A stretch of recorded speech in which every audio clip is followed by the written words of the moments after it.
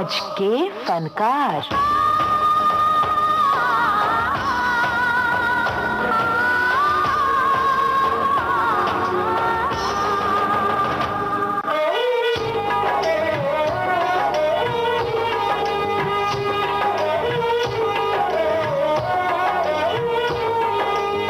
विविध भारती के दोस्तों नमस्कार। यूनुस खान की ओर से आज का कार्यक्रम केंद्रित है अभिनेता जीवन पर।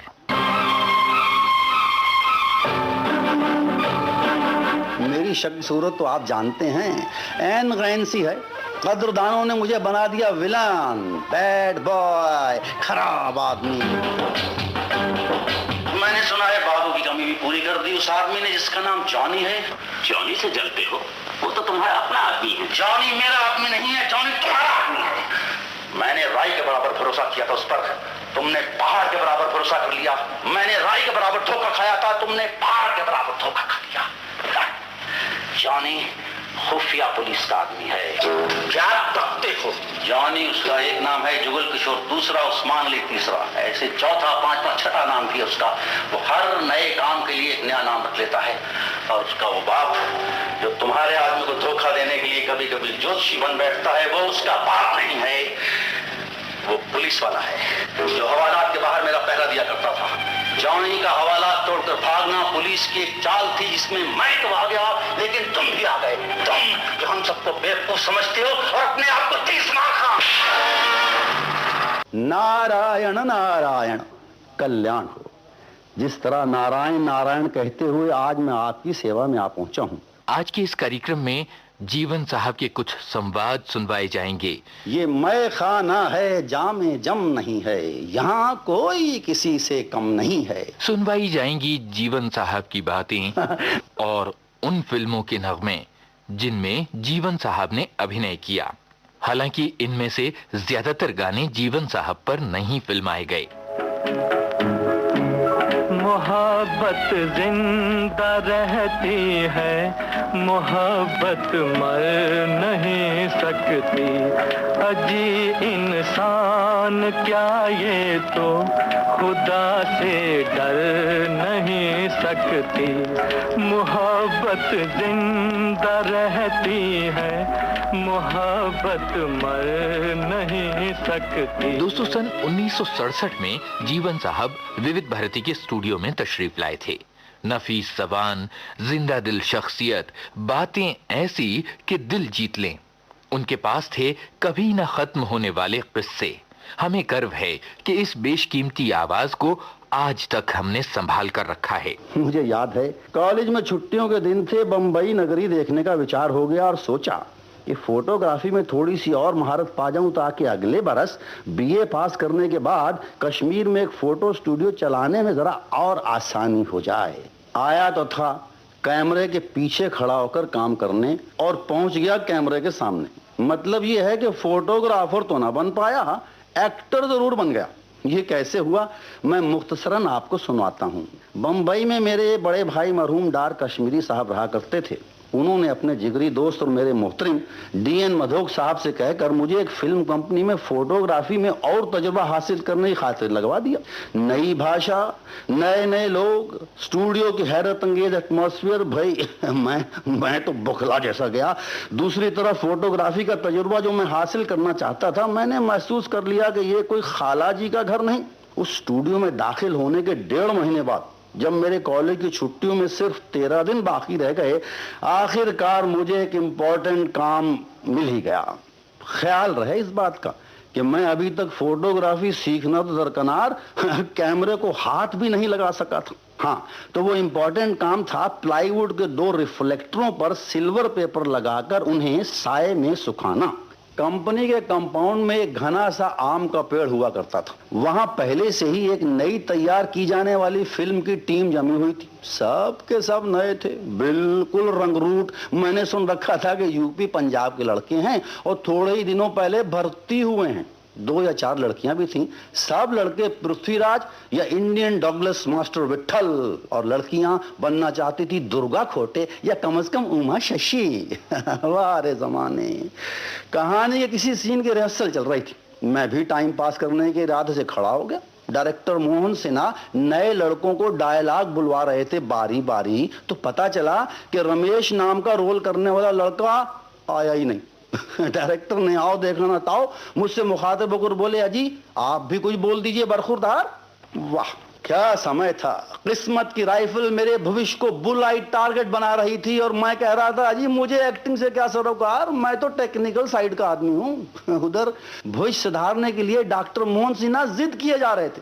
खैर मैंने स्कूल और कॉलेज के दिनों में शेक्सपियर के ड्रामे पढ़े हुए थे। इसके अलावा कॉलेज में बहुत से फंक्शनों के मौके पर जनाब आगा हशर और पंडित बेताब के खेल भी स्टेज पर करने में मैं हिस्सा ले चुका था। तो बस सिर्फ दिल बहलाने की गरज से मैं शुरू हो ही गया। बेताब जी की महाभारत में दुर्योधन चौसर में पांडवों को जीत कर कहता है ना, क्या कहता है, बहुत कुछ कर लिया राम मखमल के गदेलों में, सुलाऊंगा तुम्हें या पत्थरों में और ढेलों में, सरे दरबार खिदमत में हर एक बांधे कमर होगा, किसी के हाथ में बल्लम कोई करता चमर होगा। रंग जमता हुआ देखकर मैंने नाटक को जारी रखते और आवाज को पुरदर्द बनाकर आगा हशर साहब का नेक परवीन में से एक शेर कह डाला, वो है, अरे बेनवा उठ अपने शहीद अदा को देख, ओ बादशाह हुस्न भला हो गदा को देख, मेरी तमाम ख्वाहिशें दुनिया को छोड़कर अब सामने खड़ी है तेरे हाथ जोड़कर। ये कहते कहते मेरी दाईं आंख जो सब हाजिरीन को दिखाई दे रही थी जनाब, उससे तो मूसलाधार आंसू बह रहे थे क्योंकि रिफ्लेक्टरों की रोशनी अब काफी तेज हो चुकी थी। खत्म होते ही एक सन्नाटा सा छा गया और फिर वाह वाह वाह वाह वाह वाह की आवाजें बुलंद हो गई। डायरेक्टर साहब ने मुझे गले से लगा लिया, कहने लगे, बरखुरदार अरे तुम तो बॉर्न आर्टिस्ट हो, फिल्म में एक्टिंग करो, मैं तुम्हारी लाइफ बना दूंगा, फोटोग्राफी को मारो गोली। कहो दोस्तों है ना किस्मत का खेल, मैं एक्टर बना दिया गया। फिल्म थी फैशनेबल इंडिया 1936 की बेहतरीन तस्वीर। ये होता है विधि का लेख और भगवान की माया। चंगेज खां के शेर दिल सिपाहियों, आसमान की मुकद्दस रूहों ने चंगेज खां को मंगोल कौम में पैदा किया। आज हम तुम्हें हिदायत देते हैं कि जिस तरह आज तक तुम चंगेज खां के वफादार रहे हो, इस मुतबर्रका की कसम खाकर उसी तरह हमेशा वफादार रहने का इकरार करो, ताकि हम चंगेज को दुनिया का फातिहा देखें, तुम्हारे शम्मन की आरज़ू पूरी हो। अपने फिल्मी करियर में जीवन ने सैकड़ों फिल्मों में काम किया। नायकों की पीढ़ियां भले बदलती गईं, पर जीवन की खलनायकी का मौसम कभी नहीं बदला। दश्त तो दश्त थे, दरिया भी न छोड़े हमने, बहरे जुल्मात में दौड़ा दिए घोड़े हमने, अपने जमाने के अफलातून मास्टर शिराज और चंद्रराव कदम के साथ विलन, पृथ्वीराज के डॉक्टर दीपक में जेलर और जयराज के स्वामी में याकूब भाई की कंजूस मक्खी चूस बाप के बुढ़े रोल मैं उसी जमाने में कर चुका हूँ। प्रेम अदीब भारत भूषण मियां नजीर, वास्ती पहाड़ी सान्याल, बेमिसाल गीता बाली, मधुबाला सुरैया, लाजवाब नरगिस, मेरे नारद के भगवान त्रिलोक कपूर और माता पार्वती निरूपा राय के दौर से गुजरकर मैं आज के सबसे कम उम्र हीरो मिस्टर जतेंद्र और राजेश खन्ना के साथ भी कुछ इसी तरह के किरदार कर रहा हूं। हम आपको बता दें कि ये रिकॉर्डिंग सन 1967 में विविध भारती के स्टूडियो में की गई थी। नई हीरो ने ममताज, शर्मिला टैगोर, बबीता के साथ भी वही हरकतें करना पड़ती हैं जो आज से पहले मिस बिब्बो, खुर्शीद, शांता अपने के मुकाबले में कर चुका हूं। सेट पर शरबत को शराब समझकर पीने की कोशिश के बाद मैं जब तनुजा को अपनी तरफ घसीटता हूं तो वो मुझे बदमाश, कमीना वगैरह वगैरह कहते हुए जरा हिचकिचा सी गई। डायरेक्टर ने बारहा कहा, मिस तनुजा गालियां जरा फोर्स के साथ दीजिए और ये भूल जाइए कि आपके सामने जीवन साहब खड़े हैं। मैंने कहा, भाई देखो, कुछ भूलो या ना भूलो लेकिन अपनी मम्मी शोभना जी को याद कर लो। वो मुझे आज से 25 साल पहले ये सब खिताब अता फरमा चुकी हैं। भाई तब ना कुछ बिगड़ा था और अब भी कुछ नहीं बिगड़ेगा। मेरी बेटी कहाँ है? कहाँ है मेरी बेटी? बदतमीज, जूता खराब कर दिया, साफ करो। मेरी बेटी कहाँ है? बेटी? कौन सा बेटी? उस राज्य से तुम उठा कर ले गए थे।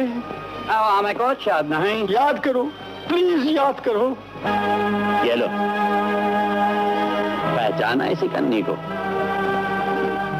ये वही कन्नी है जिसे बरसों पहले तुमने मेरी तरफ उछाल कर मेरी गरीबी का मजाक उड़ाया था। माफ कर दो मुझे, मुझ पर रहम खाओ। रॉबर्ट सेठ, तुम्हारे इस सोने से तुम्हारे ही आदमियों को खरीद कर आज मैं तुम्हारी जगह पहुंच गया हूं, और तुम मेरे कदमों में। मुझे सिर्फ इतना बतला दो, मेरी बेटी कहाँ है? मैंने तेरी बेटी को अपनी औलाद से समझा, उसे पढ़ने लिए वलायत भेजा, और वो इसी हफ्ते वापस आ रही है। मुझे एक दफा उससे मिलने दो प्लीज। मेरी तरह तू भी अपनी औलाद को देखने के लिए सारी उम्र तड़पता रहेगा।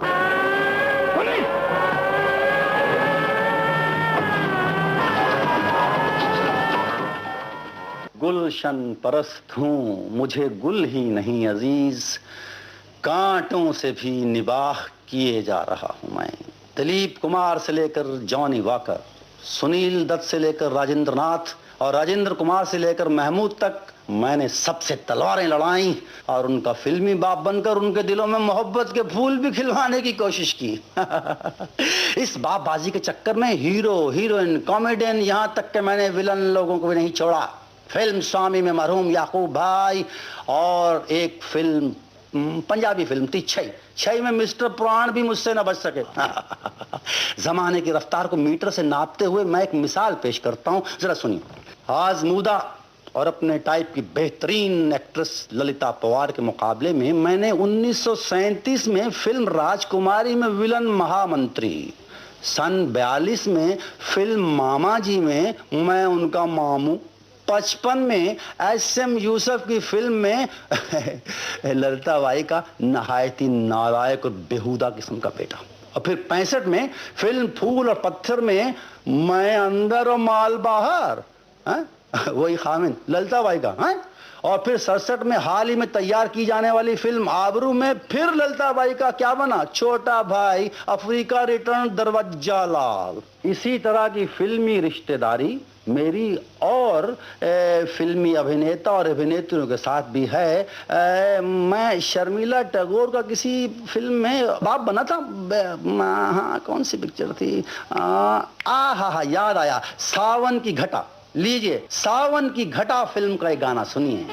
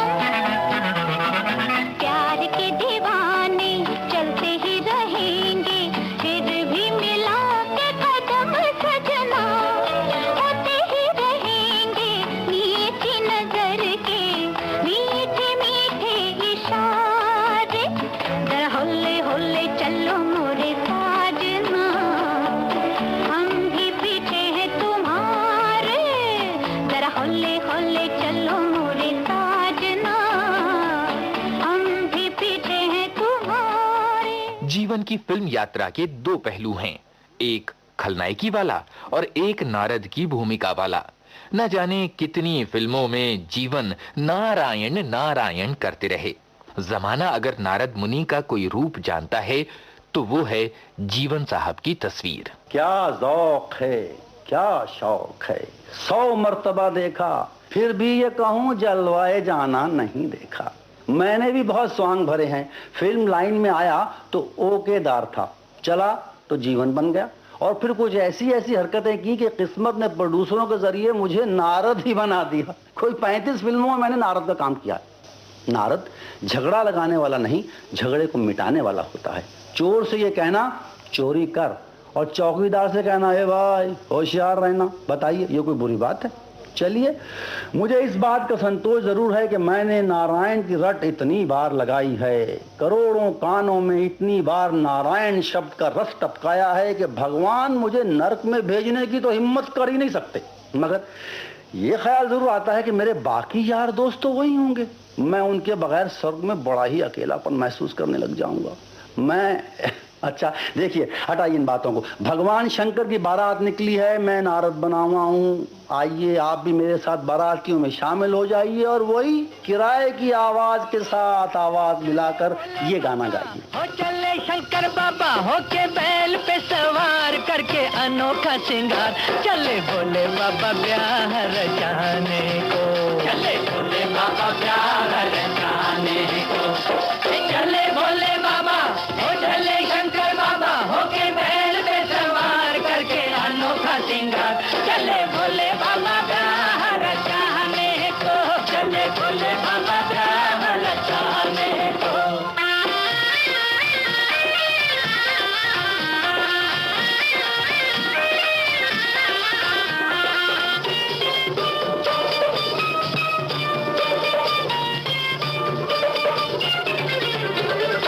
मरघट के बबूत को लेकर सारे बदन लगाए, कानों में रुद्राक्ष का कुंडल जटा को मोर बनाए, मणिमाल के बदले गले में, मणिमाल के बदले गले में विषधर को लटकाए, अपनी पार्वती को रिझाने को, अपनी पार्वती को रिझाने को, चले भोले बाबा हो चले शंकर बाबा होके बैल पे सवार करके अनोखा श्रृंगार, चले भोले बाबा ब्याह रचाने को, चले भोले बाबा ब्याह रचाने को। ऐसे भी रोल मैंने किए हैं जिनमें विलन ही कॉमेडियन होता है। सोचिए कितना मुश्किल काम है कि एक तरफ तो आदमी अपनी हरकतों से दर्शकों के दिलों में नफरत पैदा करवाए और दूसरी तरफ अपनी बातों से उन्हें हंसाए। मजा तो ये है कि ये बेजोड़ मेल मैंने ही फिल्म मेला से शुरू किया है। मतलब ये कि रोटी भी मैं खोलूं, दरवाजा भी मैं पकाऊं। वो नामालूम कौन सी चक्की का घी खाता है, दो ही हाथ मैनेजर पंजे ढीले कर दिए। कमबख्त देसी मैन जंगली हाथ जरा करारा पड़ा है भैया। अरे कलवा, जान पड़ता है मेरे फौज में जाने के बाद ये मोहन गांव का बड़ा चौधरी बन बैठा है। और देखो ये गांव में तुहार ये छेड़छाड़ नहीं चली। अरे चुप बे जंगली वाला कहीं का। चल एक दो डोल पानी डोला, हाथ धो के दशहरे के उत्सव में चलेंगे रे। वो उत्सव में हमारे वाली परी भी आएगी या ये नहाना धोना, अरे ये साबुन की घिसाई कहीं सब बेकार तो नहीं जाएगी? नहीं नहीं मगर कौन सी परी भैया? धोत, अरे वही बसंती। अच्छा ओ तुम्हार मार छुट्टिया। अरे वो नहीं आएगी तो हम लाएंगे हम। 100 जान से हो जाऊंगा राजी में सजा पर, पहले वो मुझे अपना गुनहगार तो कर लें। मैं ऐसा मानता हूं कि इंसान के हक में नेकी और बदी करने की बात पहले से ही निश्चित होती है और वो इसी के अनुसार अपनी जिंदगी में चलता रहता है। इसी असूल के तहत ज्यादातर विलन अपनी रोजमर्रा जिंदगी में अच्छे हैं, क्योंकि वो अपने बदी वाले हिस्से को कैमरे के सामने खर्च कर लेते हैं, बाकी नेकी ज्यादा बच जाती है रोजमर्रा जिंदगी के लिए। जरा सोचिए, फिल्म का खूबसूरत नौजवान हीरो शहर की सड़कों पर या गांव की गलियों में या खेतों में रफी साहब, मुकेश या महेंद्र कपूर की किराए की आवाज से आवाज मिलाकर आसपास से गुजरती हुई जवान लड़कियों से छेड़खानी करता है। मगर जब बेचारा विलन फिल्म की हीरोइन से अपने प्यार का इजहार करता है और उससे बाकायदा शादी करके उसे अपनी बीवी या घर की मालकिन बनाना चाहता है, तो आप सब उसकी जान के दुश्मन हो जाते हैं। बिल्कुल वही बात हुई ना, हम आह भी भरते हैं तो हो जाते हैं बदनाम, और वो कत्ल भी करते हैं तो चर्चा नहीं होता। दुनिया बनाने वाले सुन ले मेरी कहानी, रोए मेरी मोहब्बत,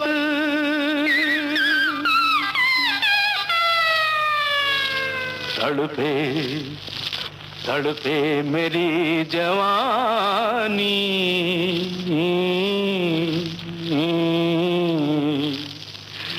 प्यार प्यार की आग में तन बदन जल गया, प्यार की आग में तन बदन जल गया।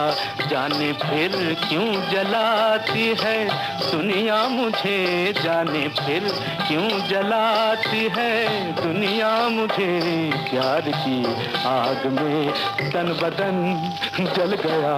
मेरे कमाल को हरगिज कोई जवाल नहीं, कमाल ये है कि मुझ में कोई कमाल नहीं। फिल्म लाइन के 30-32 साल के अरसे में मैंने अब्दुल रहीम सैंडो से पहलवानी, लच्छू महाराज से डांस, उस्ताद लताफत हुसैन से गाना और श्री राम बाबू से वायलिन सीखने के शागिर्दी के गंडे बंधवाए, मगर ये शौक ही बनकर रह गए। मैं किसी भी असूल का पाबंद ना हो सका और ना शायद हो सकूंगा। शायद बाज़ दफे नौकरों ने ही कह दिया हो कि साहब कह रहे हैं, साहब घर में नहीं हैं।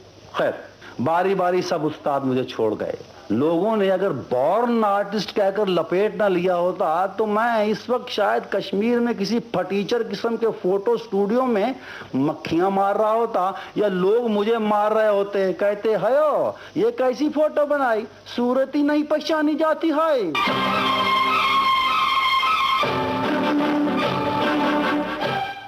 लेकिन कारखाने वालों से तुम्हें क्या मतलब?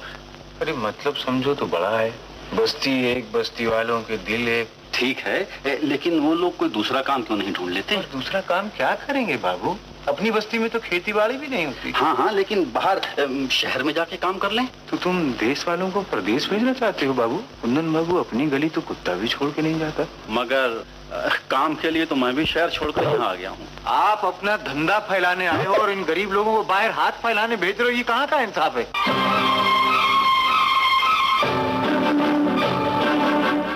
जीवन मूलतः कश्मीर के रहने वाले थे और वे कश्मीर को कभी भूल भी नहीं पाए। कश्मीर जन्नत नजीर, कश्मीर का जिक्र आते ही ख्याल आया कि मैं अपने देश के इसी खूबसूरत इलाके में पैदा हुआ था। मैं कश्मीरी पंडित बिरादरी से ताल्लुक़ रखता हूँ। महाराज अमर सिंह के राज में मेरे पिताजी वजीर वजारत के ओहदे पर तैनात थे और गिलगित के गवर्नर भी रह चुके थे। शायद कोई कह दे पिदरम सुल्तान बुद्ध, नहीं, ऐसी बात नहीं है। मेरे वालिद बुजुर्गवार बहुत समझदार किस्म के आदमी थे, बहुत ज्ञानी थे, और आदमी के लिए ज्ञान होना बहुत जरूरी है। मेरी तरफ ही देखिए, मुझे सिर्फ उर्दू और अंग्रेजी भाषा आती है, मगर फिर भी मैंने पंजाबी, भोजपुरी और गुजराती फिल्मों में काम किया।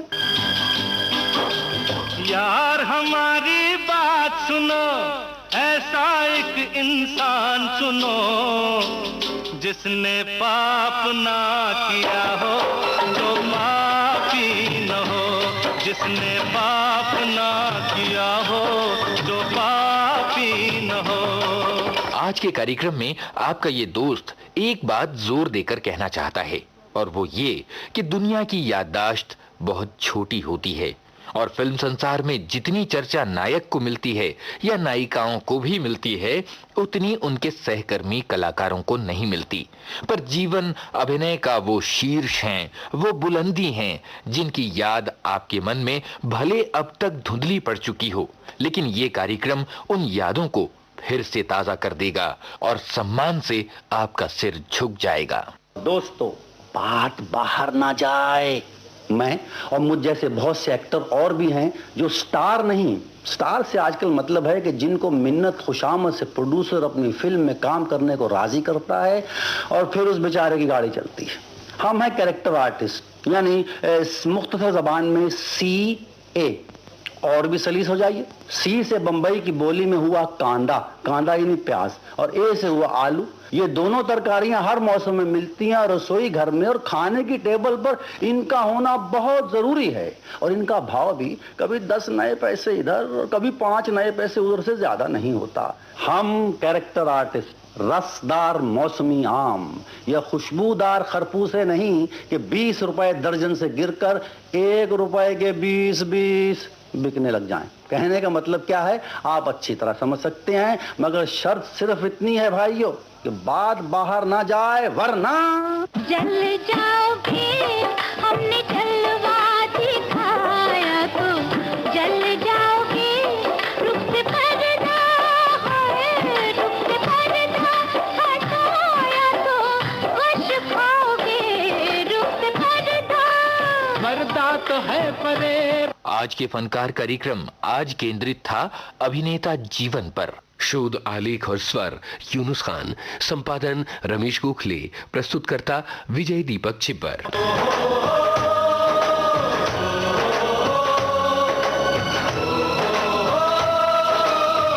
आज के फनकार।